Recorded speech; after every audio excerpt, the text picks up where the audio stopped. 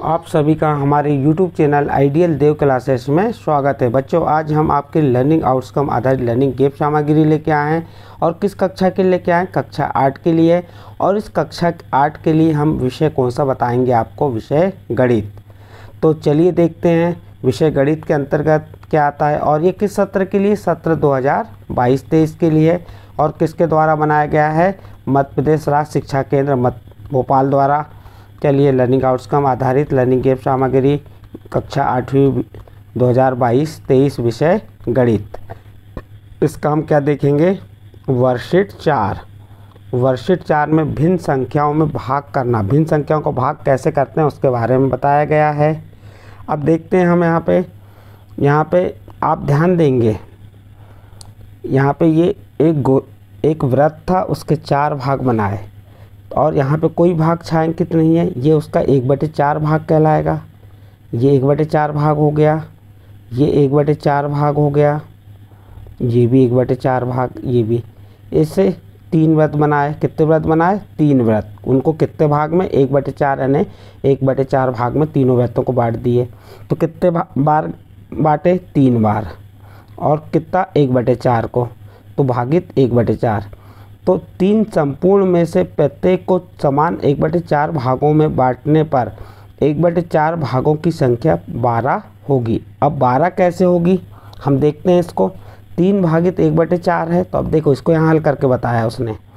3 भागित, ये काय का चिन्ह है? भाग का चिन्ह है, ध्यान रखेंगे काय का चिन्ह रहता है?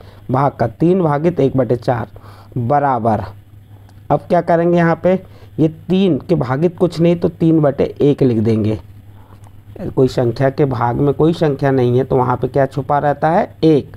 फिर भाग 1/4 बराबर।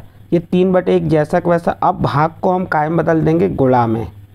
जब हम भाग को गुणा में बदलते हैं तो ये अंश हर में आ जाएगा और हर कहाँ चल जाएगा? अंश में। तो जैसे 1/4 है तो क्या हो जाएगा? 4/1 यानी 1/4 का व्युत्क्रम। व्युत्क्रम यानी उल्टा। जैसे 1/4 है तो क्या बन जाएगा? 4/1।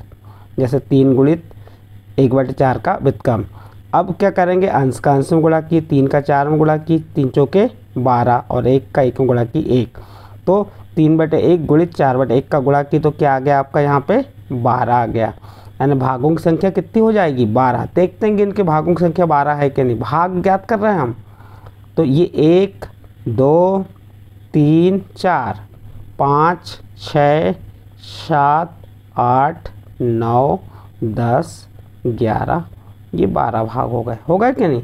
हमने ज्ञात किए कि नहीं? 3 वृत्तों के 1/4 को कितने भाग बनेंगे?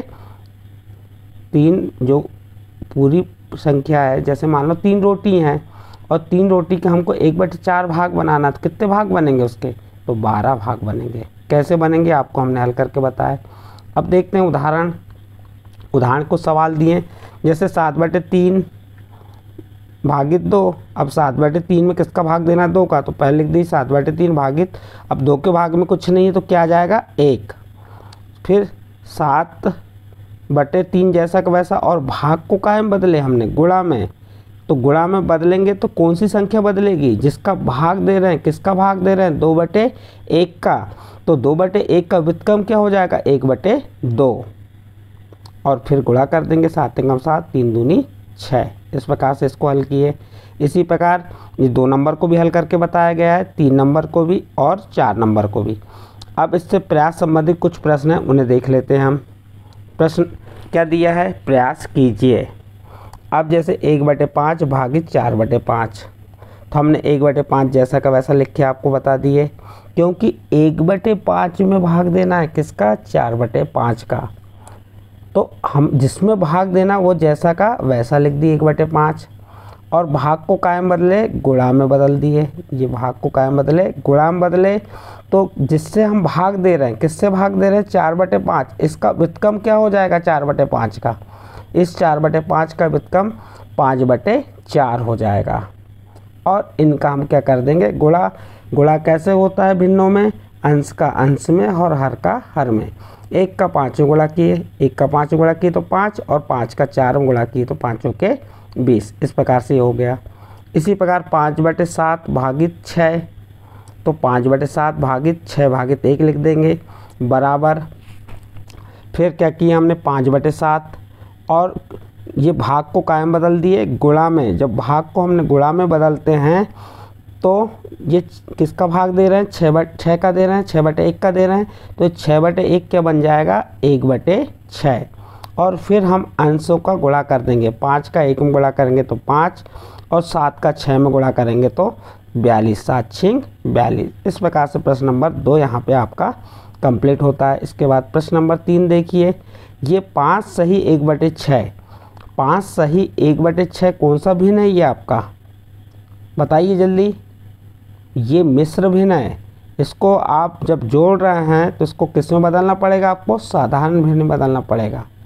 साधारण भिन्न में बदलने के लिए क्या करना पड़ेगा, ये जो 6 है इस 6 का 5 से गुणा करेंगे, 6 पंचे 30 और जो 30 भाग गुणनफल प्राप्त हुआ उसमें ये 1 को जोड़ देंगे। 6 का 5 गुणा की, 6 पंचे 30, 30 में 1 जोड़े कितना हो गया 31 के भागित 6, 31 भागित 6 आ गया, ये आ गया। तो ये हमारा मिश्र भिन्न को हमने किस में बदल दी, साधारण भिन्न में। फिर ये भागित 9/2।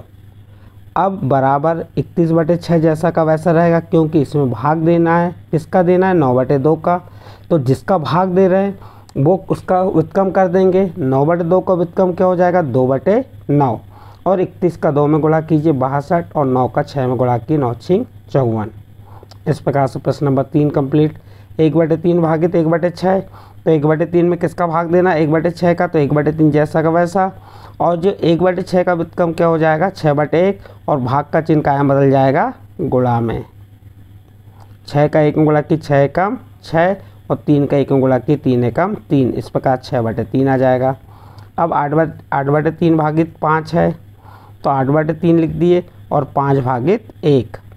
8/3 जैसा का वैसा रहेगा, क्योंकि इसमें भाग देना है। किससे भाग देना है 5/1।